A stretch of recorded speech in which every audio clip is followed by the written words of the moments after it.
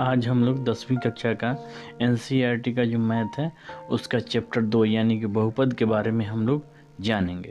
सबसे पहले देखिए बहुपद का क्या परिभाषा होता है। बहुपद की परिभाषा है कि बीजगणित में धनात्मक यानी कि प्लस का चिन्ह और माइनस यानी कि ऋणात्मक चिन्हों के साथ संबंधित पदों के व्यंजक को हम लोग बहुपद कहते हैं, जिसमें प्लस माइनस संख्या सभी शामिल हो। देखिए जैसे 5x⁵ है, प्लस है, यहाँ भी प्लस है, फिर माइनस भी दे सकते हैं, यहाँ चिन्ह भी कोई भी रह सकता है। तो इन सभी को मिला करके जो इकट्ठा बनता है उसी को हम लोग क्या कहते हैं, तो बहुपद कहते हैं। बहुपद समझ के अब देखिए बहुपद के घात हैं, घातों के आधार पर बहुपद को बांटा गया है।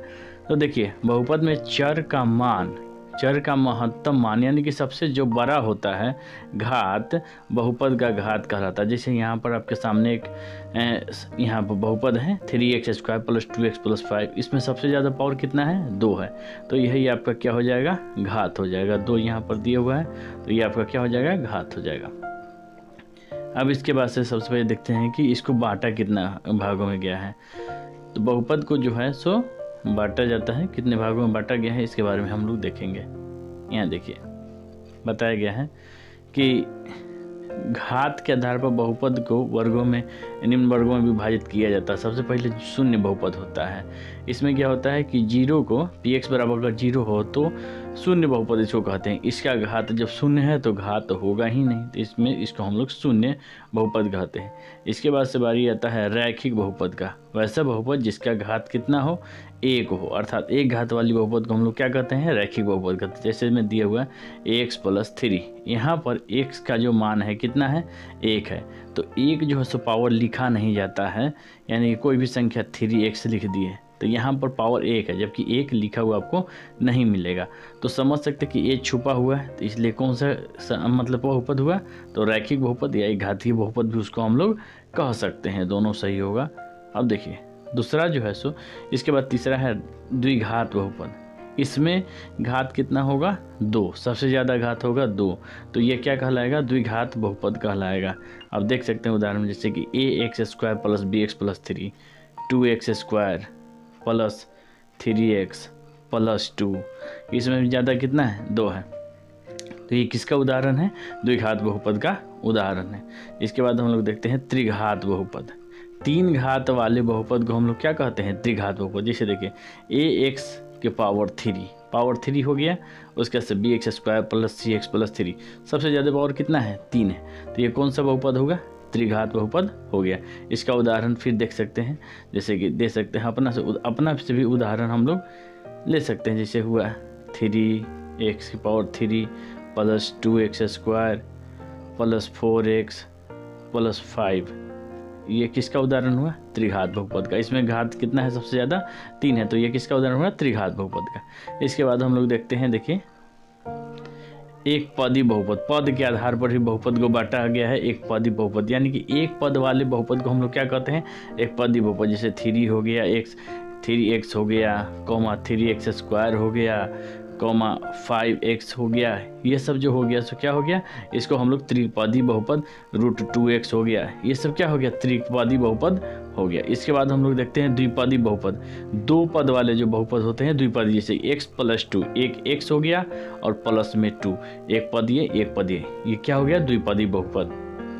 देख सकते हैं फिर से दिया हुआ x² + 2, इसमें भी एक पद 2 पद हो गया, तो द्विपदी बहुपद। इसके बाद से त्रिपदी, 3 पद वाले बहुपद को हम लोग क्या कहते हैं, त्रिपदी। x² + 2x + 3, इसमें 1 पद 2 पद और 3 पद। 3 पद हैं तो क्या हो जाएगा, त्रिपदी बहुपद। देख सकते हैं इसमें भी 3 पद है, यहाँ भी 3 पद है, तो ये क्या हो गया, त्रिपदी बहुपद।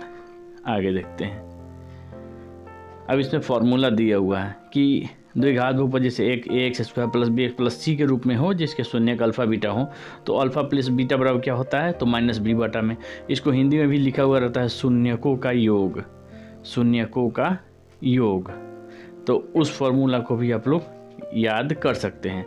ऐसे हम लोग इंग्लिश में लेकर के चलते हैं। अल्फा + बीटा बराबर कितना होगा, -b/। में अल्फा × बीटा बराबर क्या होगा, c/। में। और त्रिघात बहुपद के लिए यहाँ पर दिया हुआ इसके आगे द्विघात बहुपद का सूत्र यहाँ पर दिया हुआ है कि द्विघात बहुपद अगर आपका शून्यक दिया हो, अर्थात आंसर अगर दिया हो, ठीक है ना, अल्फा प्लस बीटा का मान और फिर अल्फा इंटू बीटा का मान दिया हुआ हो, और तब कहे कि द्विघात बहुपद ज्ञात कीजिए। तो कैसे ज्ञात करेंगे, तो उसका यहाँ फॉर्मूला दिया हुआ है कि द्विघात बहुपद बराबर क्या होता है, x square minus alpha plus beta plus alpha into beta. यहाँ पर अल्फा प्लस बीटा का मान पुट कर देंगे, यहाँ अल्फा इंटू बीटा का मान पुट कर देंगे तो हमारा आंसर आ जाएगा, यानी कि द्विघात बहुपद आ जाएगा। इसके बाद से देखिए यहाँ पर बताया है त्रिघात बहुपद के बारे में, यानी कि अल्फा बीटा गामा हो, ये नहीं होगा, ठीक है ना, अल्फा बीटा गामा हो, त्रिघात बहुपद के इस रूप का हो तो इसके 3 शून्यक होते हैं, यानी कि alpha plus beta plus gamma बराबर फार्मूला होता है माइनस बी बटा में, alpha beta plus beta gamma plus gamma alpha बराबर क्या होता है सी बटा में, फिर अल्फा बीटा गामा बराबर क्या होता है माइनस डी बटा में ए, और फिर इन तीनों को शून्य का अगर दिया हो, इतना बराबर कुछ संख्या हो, इतना बराबर कुछ संख्या हो, इतना बराबर भी कुछ संख्या हो, मान ले 2 हो, 3 हो, 4 हो, तो क्या होगा, कहेगा द्विघात त्रिघात बहुपद ज्ञात करें। तो आपको आराम से ये फार्मूला लिख लेना है। फिर फार्मूला लिखने के बाद से क्या करना है कि यहाँ पर alpha plus beta plus gamma का जो मान होगा पुट कर देंगे, alpha beta plus beta gamma plus gamma alpha का जो मान होगा यहाँ पुट कर देंगे, और फिर अल्फा बीटा गामा का मान यहाँ पुट कर देंगे, तो फिर आपका आंसर आ जाएगा, यानी कि त्रिघात बहुपद के रूप में आपका आंसर आ जाएगा। तो इस प्रकार से आज हम लोग बहुपद का परिचय पढ़े हैं, बहुपद किसको कहते हैं ये सब जाने हैं, बहुपद के कितने पद होते हैं, बहुपद के कितने प्रकार होते हैं, ये सब हम जाने हैं। अब इसके बाद से 2.2 चैप्टर जो है सो आपका सॉल्यूशन कर दिया जाएगा, 2.2 चैप्टर का सॉल्यूशन कर दिया जाएगा। अगर वीडियो अच्छा लगा हो तो लाइक कमेंट शेयर कर सकते हैं। धन्यवाद।